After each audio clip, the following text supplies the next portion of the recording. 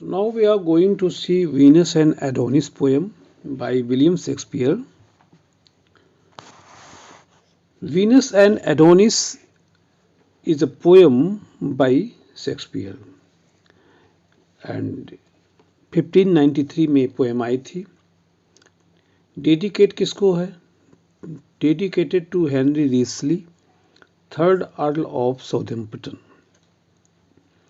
It was written in 1592-1593 when the outbreak of plague in London caused the city authorities to close all the public playhouses. Its plot is based on passages from Ovid's Metamorphoses. Ovid's Metamorphoses, Ovid एक writer हुआ है, उसकी रचना है Metamorphosis.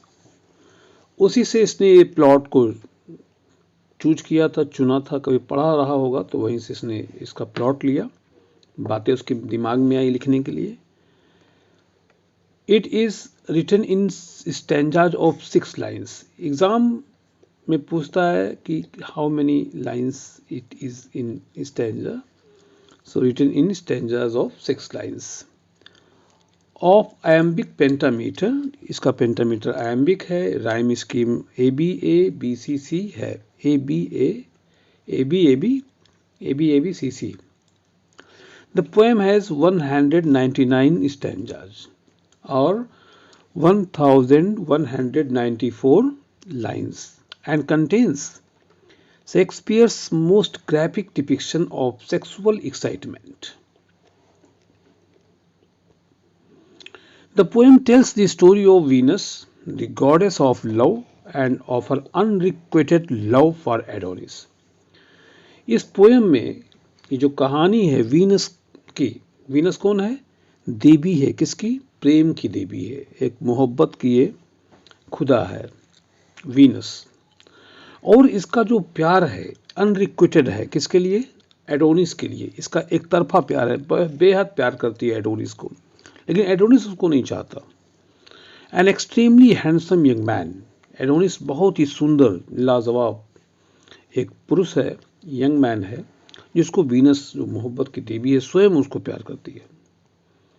The poem is pastoral. लेकिन tragedy ये होती है कि वीनस उसको प्यार नहीं करता और उसको छोड़ करके जाने की कोशिश करता है.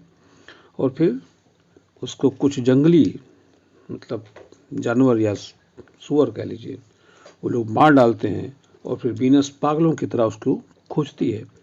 तो ये तो टेक्स्ट में है. जब हम टेक्स्ट पढ़ते हैं तो ये सब चीज़ें हमको पढ़ने को मिलती हैं. But it is because exam point of view we have to know less, so notes, short notes are enough. Yes, the poem is pastoral, sometimes erotic, comic and tragic. इसमें आनंद भी है, इसमें हंसी भी है और दुख तो है ही है.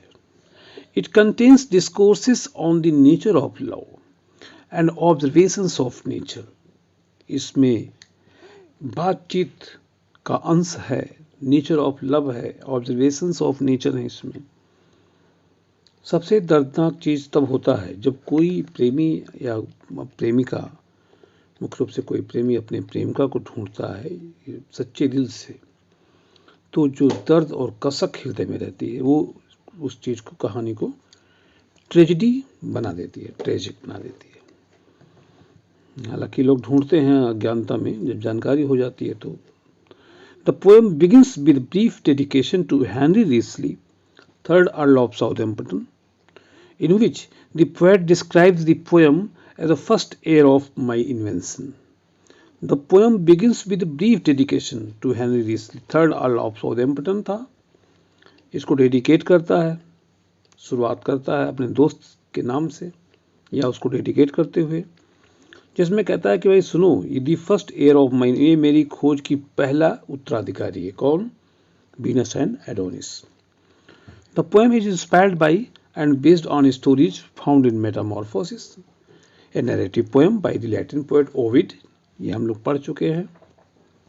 It was published originally as a quarto pamphlet and appeared in print before any of Shakespeare's plays were published. कहता है कि यह अपने मूल रूप में क्वार्टो पैम्पलेट में दिखाई दिया था, प्रिंट किया हुआ था शेक्सपियर की अन्य रचनाओं से पहले. It was written when London theatre were closed. कहता है कि ये तब लिखी गई थी जब लंदन के थिएटर्स बंद कर दिए गए थे एक समय के लिए. क्यों? Due to the plague and published in 1593. क्योंकि उस समय प्लेग महामारी फैली हुई थी. तो ये जो बीमारी थी ये जैसे कोरोना की बीमारी थी, एपिडेमिक पूरा फैला हुआ था.